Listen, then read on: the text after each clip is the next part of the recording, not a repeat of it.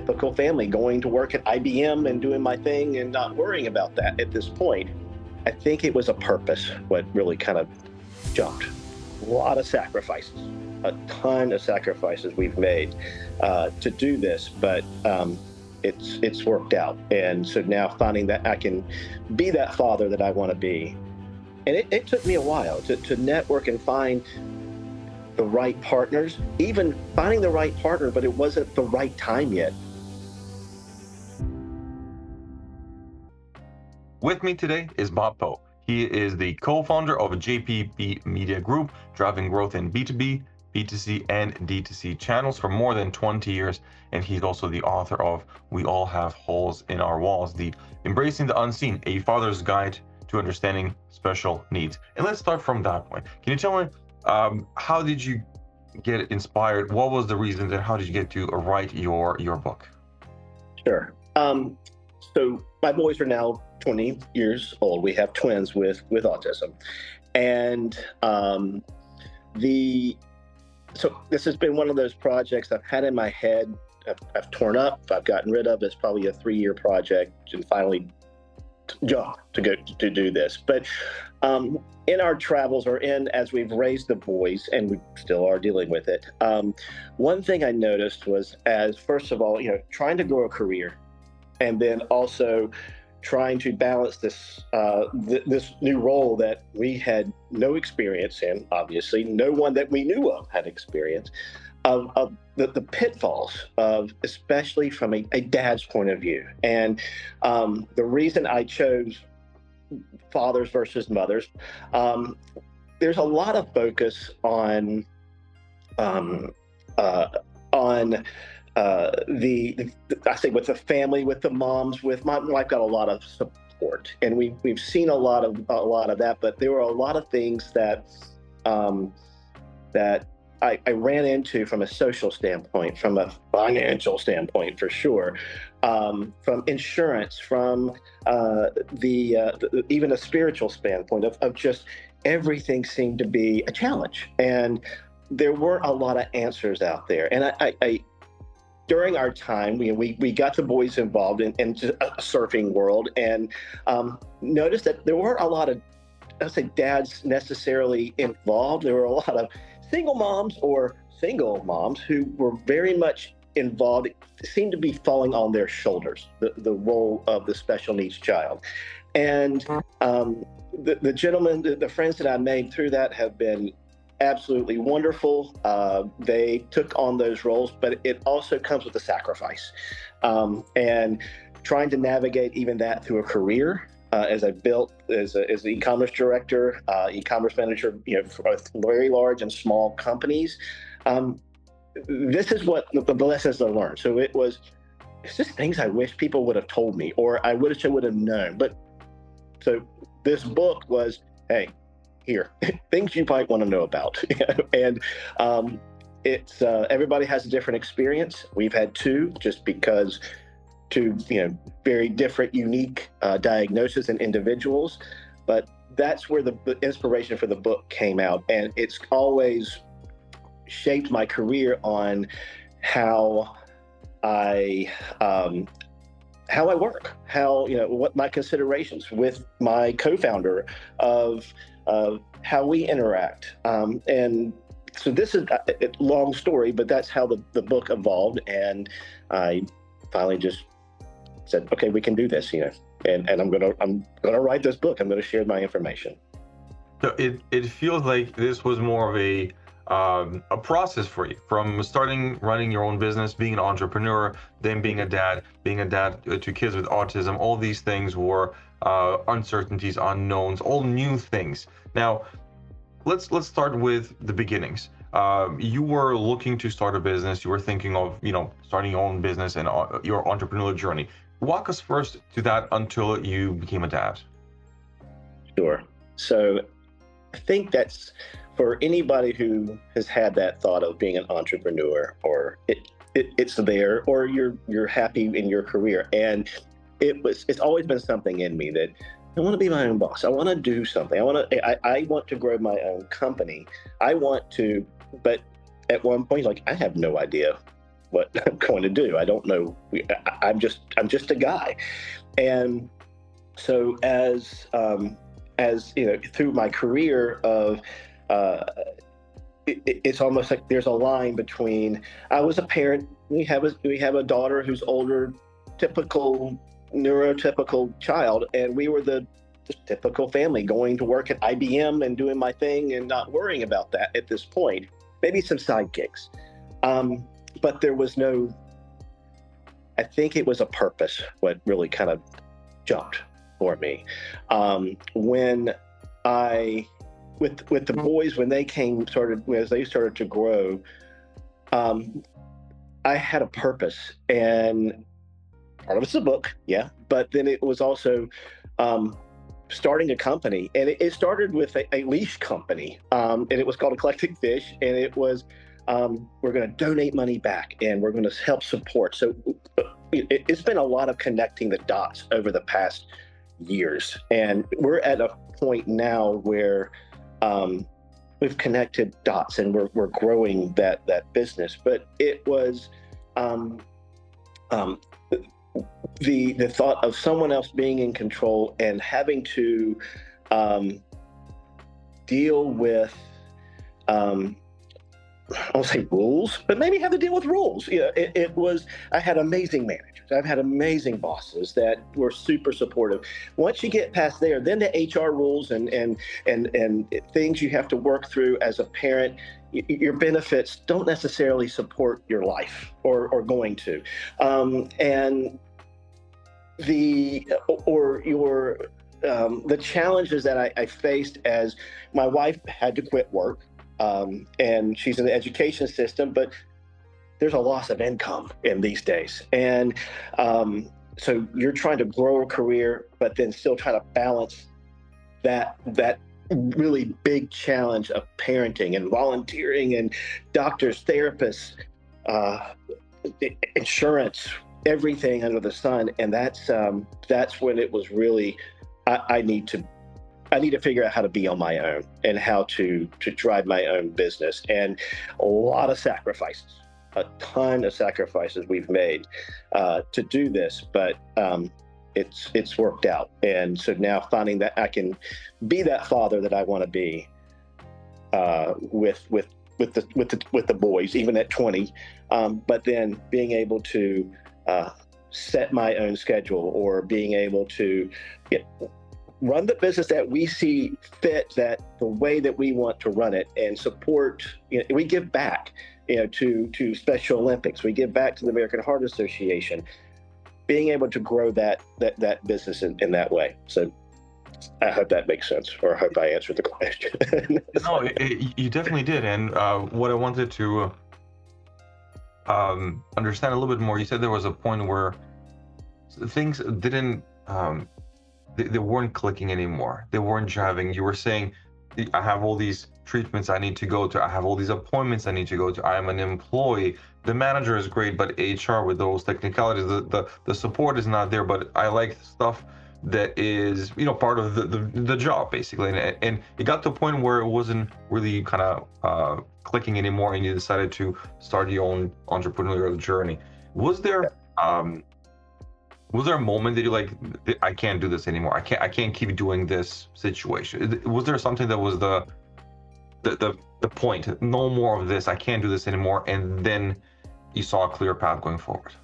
So, well, part of it is, you get laid off, so that kind of helps clear the path. Going, okay, and you start looking and going, do I really want this? It's like, but so that would be somewhat of a point. But then it was. I think that when I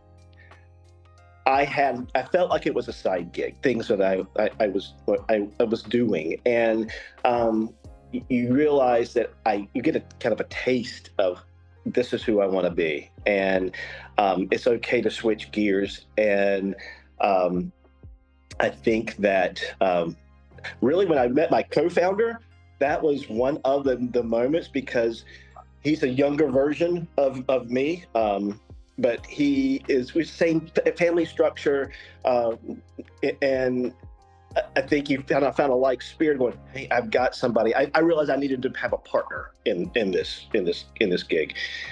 And that was a good moment for me to realize that I can work on this. And when we started getting some attention from companies, from clients saying, hey, we want to work with you. Hey, here's an opportunity. And that connecting the dots as you network. And it took me a while to network and find the right partners, even finding the right partner, but it wasn't the right time yet. It's even present day that somebody I've worked with as a partner to help us grow.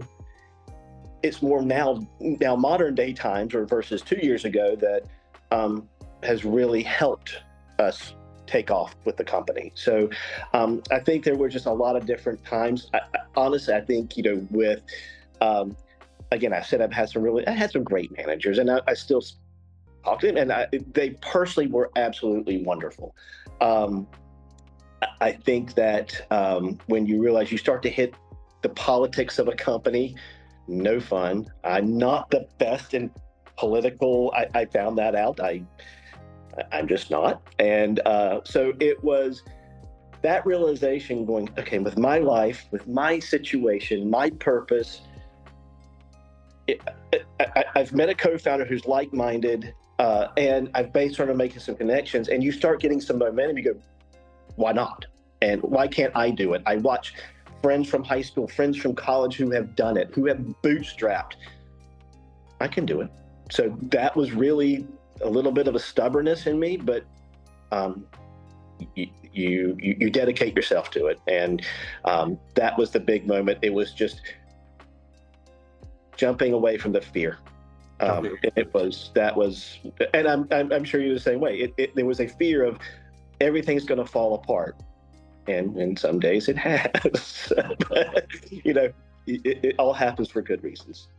And I think the sometimes we don't see those good reasons in those moments because it's hard you can reflect, but as it happens more and more, you start to notice the patterns a lot faster. And I think that is a very crucial thing, at least if you want to be successful, to start to see the patterns. It's easier to go through the hard parts. And I think you mentioned one hard part that maybe now looking back is just like, one sentence in the story, but someone that went through it, I want to, and maybe some people that are listening to, I want them to kind of hear how you went through that part, which is, you said that your wife decided to, or the two of you decided that she's going to stop working to take care of the kids, and you will start working on your business, and finances probably suffer dramatically because there is layoffs and you are reducing one income. How did you withstand it? How did you not collapse on the weight of all of that? Creativity, I would say. I think just a lot of creativity, and finding resources and to help me. We didn't take out loans on the business. I haven't done anything like that. And it was, what was in the savings and driving, and you use that. You have a very supportive spouse, thank goodness, and she was out of the market for that. Now, when all this happened, she's back in the education system, so there was income coming in. It just wasn't the business income, it was more the education system income, and the education system and income in Florida is not exactly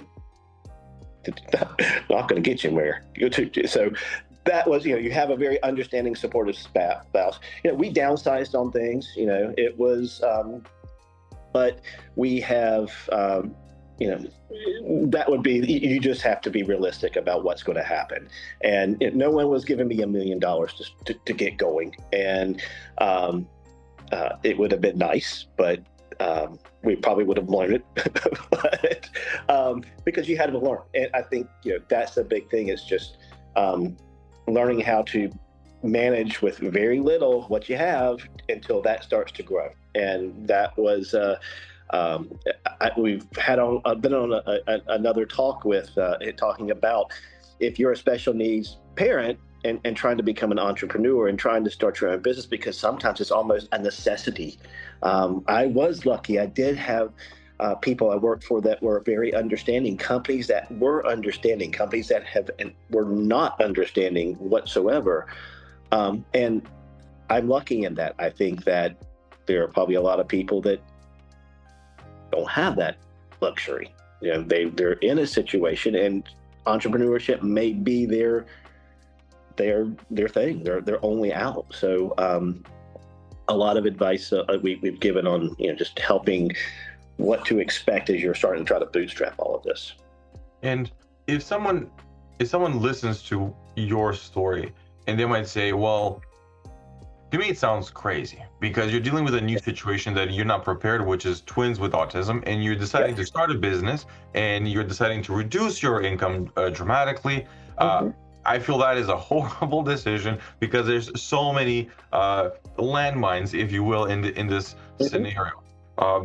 To that person, what would your advice be to kind of push through that decision?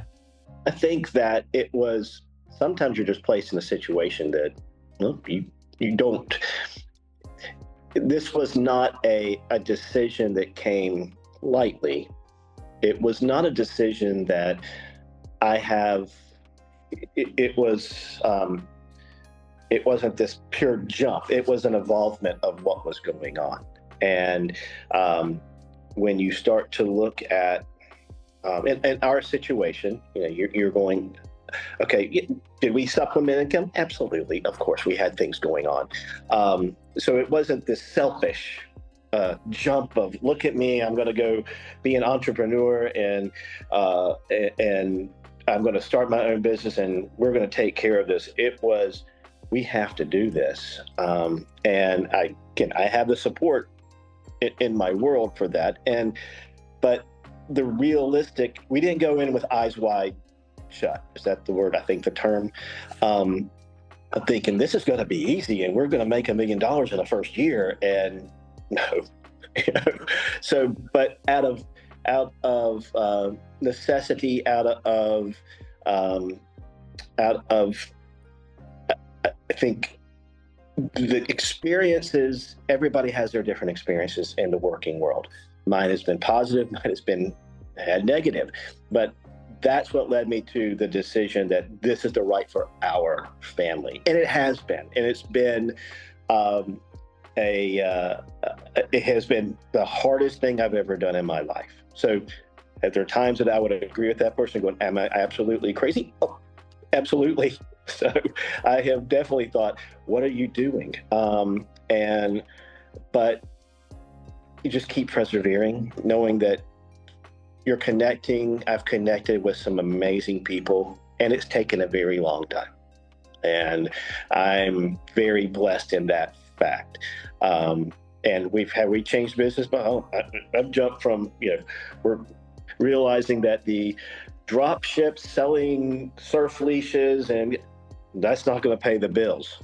It'll pay its bills, but and so it kind of back to the pieces, trying to connect the dots, and finally learning, what do we want to do when we grow up? And it's been my co-founder.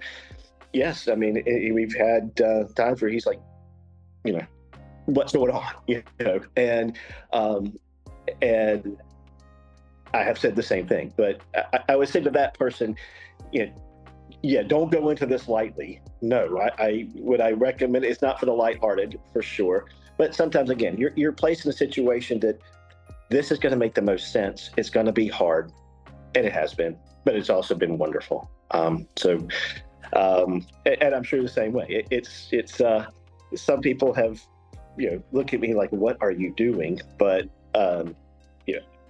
persevering, patience, you're going to get there. And if you believe in what you do, and you're willing to be suck at something new, yes, you got it. So if we need to take a step back, sure.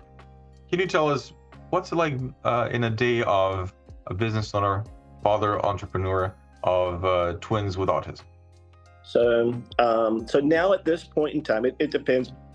when they were younger, and we moved from North Carolina to Florida for a school. And at the time when the boys were diagnosed, it was, I mean, again, you're balancing 3 kids, and so we found the school system, the school model in Florida that was best for us. And so you're up early. For me, it was early years. It was driving them 40 miles to school because we had to stay in a school system that was best for my daughter. And where their school was located was not going to be good for my daughter. So you're driving back and forth. Your wife is headed to work to go to whatever elementary school, whatever. So she's up early. And then early on, it was, okay, I'm taking calls, working for the company who helped me move down here. And so your day starts very early. And so, and then it goes very late, because then you got to pick up the kids. You're dealing with 2 very stubborn personalities. And my child, I have one who was nonverbal at the time. So you're dealing with he's limited verbal, but you're dealing with a lot of that. And then you're dealing with one with a lot of aggression. And you've got that, plus you're having to be calm on a call and talk to XYZ representative. So same thing as an entrepreneur. At this point in time, fast forward, you're 20 years old, but one works and he has a part-time job. Well, you're still up early getting him to where he needs to go because we're not driving. You're still emailing at 4:30 in the morning, working at 5:30 in the morning to get, if it's, we do content aggregation as well, newsletters. So getting that out the door. We handle, for us, it's lead signals, and we do a lot of that for our clients. And so you're having to get up and manage that while the house is quiet. And this is why I'm someplace else right now this morning, because I will just have constant go, go, go. And so during school years or whatnot, I guess even this, you have a quiet time when everybody's out of the house. You get as much as you can get done, and your phone calls get done, your whatever meetings, whatever, just put on the headphones and work, get stuff done. And then you're going to get interrupted. You're going to get interrupted at 10. You're going to get interrupted at 12. Then you got to go pick them up at school. And there's a lot of, I'm probably the worst driver in the world right now, because then there's a lot of working in the garage. You're going to get to pick this person up, or to get to therapy, or they've got a dentist appointment. Normal parenting things. But then on the weekends, you're still working. And I learned to finally have taken breaks, but then I also volunteer. I coach Special Olympics for paddleboarding. And so you're trying to squeeze in everything some days. I've just learned to finally take a breath and relax a little bit, at least a period on the weekend. But you are in constant motion, and it's managing the chaos that we have, that are our children. So, and it is, but I'm glad for it, because now I don't want to say work is a break for my wife. She deals with special needs kids, but there's a break spot for her. She can go, feel like be an adult, not feel like she's an adult, but be an adult, and go talk to other adults. For me, it's, you get left with everything else. And in a traditional role, I think that in a working for a company, patience can wear thin. Not saying every company's this way, but you have to be. Yeah, I've been on calls where I've got someone in the background doing their thing, and everybody knows who I am that I work with, and I'm very upfront. We have special needs kids. I have a special needs life, and our clients and our customers no one's getting offended. So does that make sense? I guess it does make sense, and I want to kind of. It feels like your life, like you said, like you're in constant motion from one place to another task, to a third meeting, to a fourth appointment, sitting between cars. So it feels like it's in a constant motion, and you try to find gaps in between to kind of take a breather between as you are constantly moving. Because if you are not constantly moving, then things pile up, and it's a uncomfortable situation for the business, for yourself, for your family. So being in constant motion kind of keeps things to be moving. Exactly. And, I think even if you're having an ADHD personality probably helps. Yeah, well, there you go. But, Now, that last sentence, you said, some companies and people, understanding and they're not offended. How do you deal with when someone is offended when they say, or you start to notice different behavior once you tell them that you have kids with autism? I everybody so far I've worked with as far as owning the business. I mean, that's going to be pretty clear, right? I mean, this is my life. I'm a special needs dad. I've got a very challenging, different life than some other people. I know that the only time, one of the first experiences I had in the working world, I had in an interview. And when that was mentioned, the tone of the interview changed. And I won't tell you what the company is. And it was when we were moving to Tampa. And that was the first shocker to me. And this would have been when we moved here in 2011, 2012, something like that. And I write about it in the book because it was this guy's tone just completely changed. And I realized I'm not going to ever mention it again that I have special needs kids. And I've always, in interviews, I kept it quiet. I never said it. And it's not because I was embarrassed. It was because it was survival. And not until, I would get into the role that I start to introduce the fact of who I am. And the last company I was with, and my CMO was absolutely wonderful about it. But would have potentially scared them off on, hey, he has you start to hear that thing going, he's too busy to help us. He's going to be too busy. And it's like, no, but that's what gets perceived. So when we work with clients or customers that we have, majority of the time now, I'm seeing that they're advocates. They are, yes, I have a cousin, I have a nephew, my son, my daughter, whatnot. Everybody has a story. And that's been fascinating for me as I have met either partners that have helped us grow business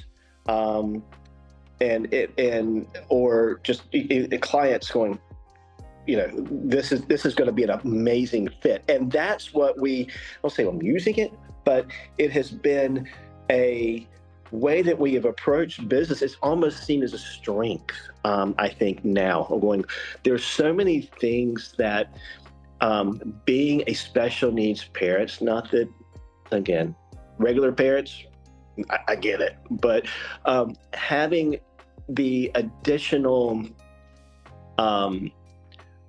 responsibilities, pressures, scheduling, whatever that may be, you have a lot added onto you. And you either can get very bitter about it or you use it as a strength. And what I have found with our business is that it's a strength of ours. And I think anybody we have come across, I haven't had a client or anybody go, we're not going to do business with you because your son has autism. But I think that that gives us a base philosophy of how we work with people.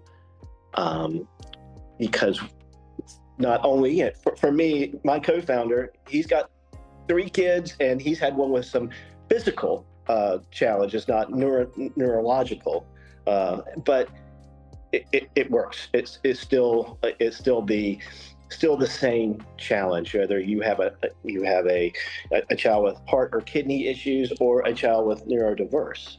But it has become a source of strength and base for how we run. And so I'm actually appreciative of the experience that I've had versus being bitter, where I had been at one point in time. It's I think you're very kind of calm about the whole situation, and you're trying to, bring in every parent, because at the end of the day, I have 2 kids, but having twins, I know, because I'm friends with twins, it is much harder. 2 at the same time is very difficult. Now, 2 twins and a daughter, but twins with autism, it is very difficult to have a easy day of me time. And that's why when you're saying special needs and your day and all these things, I find it fascinating, because as a dad with 2 that are not twins, that is difficult. It had to be twins and twins with autism, and you have another daughter, so all of that doesn't sound like a very, I'll have me time today for me. I'm gonna go, I'll take a latte with that, please, thank you, and I'll drop you off at I'll drop you and your friends. I'll have a nice drive, quiet drive in the car. We'll go. Let's get a nanny. Mommy and me will have a date night. It feels like that kind of was I wouldn't say out of the picture, but it was less and less as you're navigating through these things. It absolutely. I don't know what date night is. I mean, we're finally getting to the point where, like, we can, and running for us these days, running down the street to Chili's and eating, and everybody's like, oh, you have to take time for yourself and go on vacation. We don't have anybody to watch the kids. We have older parents, we have families that were well-meaning and they're awesome, but they can't handle them. There's no way. So, and so that just kind of gets pushed off. That gets pushed off the charts. So yeah, as a parent, and the funny thing is like we had our daughter first, and they're 6 years apart between her and the boys, and then you're going from 1 to 3, like, oh my God. And I wish we would have started with the 2, because then you don't know any different. And so I remember getting home from the hospital, and we had to get home. They were in each of the hospital for a month, and getting home, and we brought one home first, and we both were like, oh God, we got to go get the other one. Oh my God. So, but yeah, it is, you're kind of living, I think you get outnumbered, and kids are chaos, and they're wonderful chaos. But it became a way of life, a different way of that we've had to learn to survive, and things that we dealt with that we never thought we'd have to deal with, nasty comments from a neighbor who, is God punishing you? Like, what? To our church not really being able to handle this type of stuff. We about set the church on fire, but that would be one of the twins. But it's that type of different life that I think even drives you back to the entrepreneur side, going, look, I don't want to say, look, I can't do a 9 to 5, but I'm trying to do a 9 to 5 grow. I traveled a lot. Bless my wife's heart that she can balance everything. But my business now is, what we do. It's very either hands-on driving for us, driving for clients with the leads, or it is also even helping running workshops for other special needs parents of the safety net. So it kind of comes back around to the book. So I say, yes, I live a little bit of an odd life when it comes to, I don't make widgets. I don't drop ship product. I don't, I'm not a developer. I didn't develop the latest and greatest app software, but I found we found what works for us. What's not only luckily frustrations we found ourselves as business people, as a small business owner, of things that I found, get into it. But it allowed me to have this unique life of parenting, of I will say flexibility, but I've kind of redefined what that is. But it allows me to have this life of a special needs parent. And do I recommend entrepreneurship for everybody? Absolutely. I mean, people will implode, and there's so many times I just want to say I'm done. But it means enough to me, and I found that passion and everything that we do. Yeah, I have found that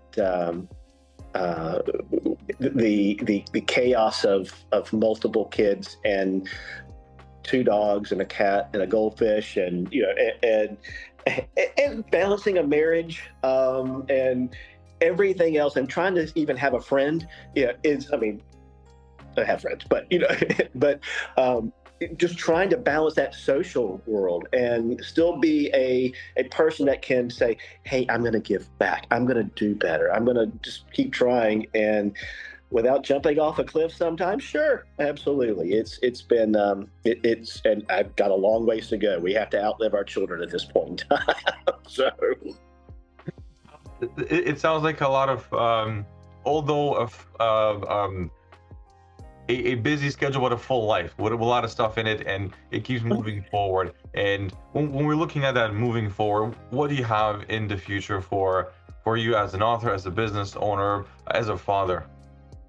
So, I'll start as a father. Our big thing is to get our boys into an independent situation. I've got one who wants to be a prison guard, race car driver, politician. Well, okay. Well, we're not going to do that. You work at Busch Gardens, but we'll get there. But we have to find the right situation for him. And we're dealing with two different personalities. And I have the other one who he's just like, I want to go to college. I want a different path. In our level, we're not necessarily in that realm. So we've had to put aside a lot of dreams, what we had expectations for our boys from 20 years ago to, okay, here's our reality. So it's independence, finding their voice, making sure that they are able to. They've got a good 60 years ahead of them. So where do we go? Luckily, we do have a daughter that we've never wanted to. Our biggest thing was she needs to go live her own life. And if she moves off to Alaska and she's doing great, okay, and we never wanted her to be felt like there was a requirement to, you have to take care of your brothers. She's taken that role on her own, luckily. For me, for entrepreneur, it is evolving. And for us, it's as our business continues to grow, it's finding new channels.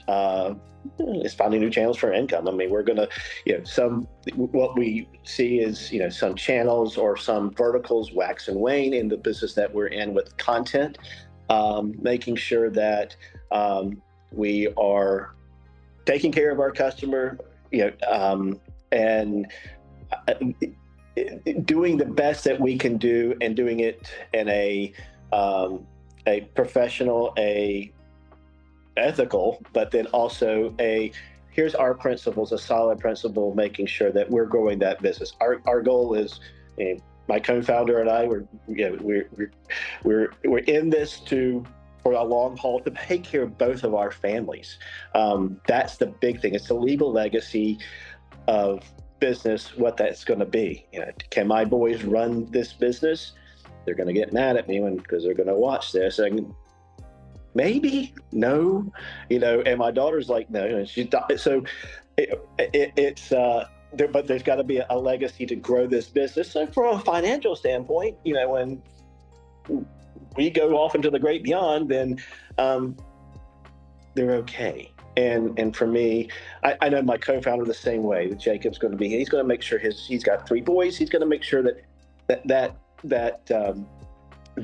is his family's always going to be okay. And so our big thing is to leave that legacy as far as what we're doing, and more from how we're doing it. We're not perfect, but we've got the intention and the purpose to drive.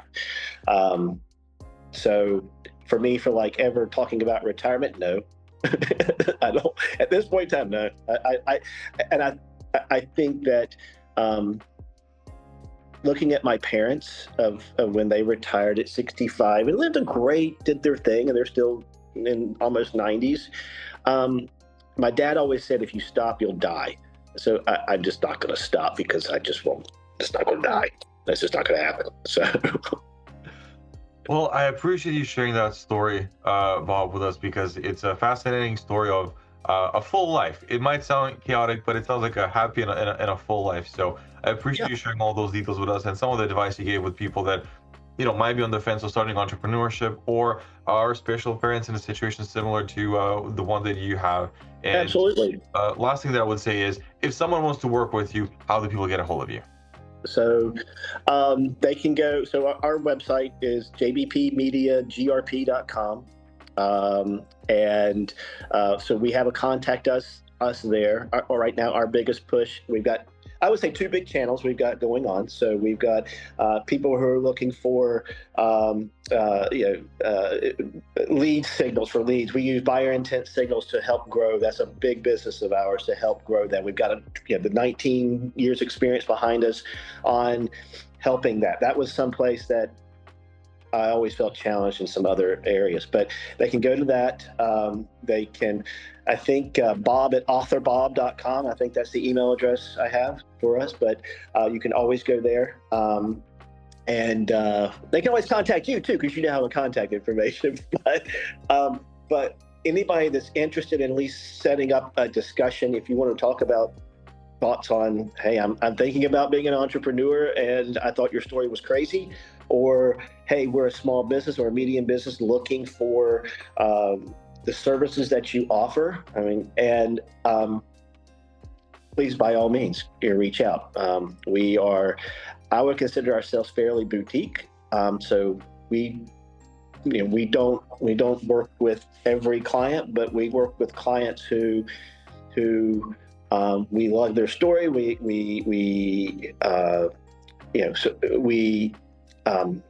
We have experience in multiple verticals, but we also like that personal relationship of you're going to deal with myself, you're going to deal with my partner Jake, and we have an extended team to help us with building. But so anyway, I talk a lot. I apologize, but that's how you can get in touch with us with JBP Media Group.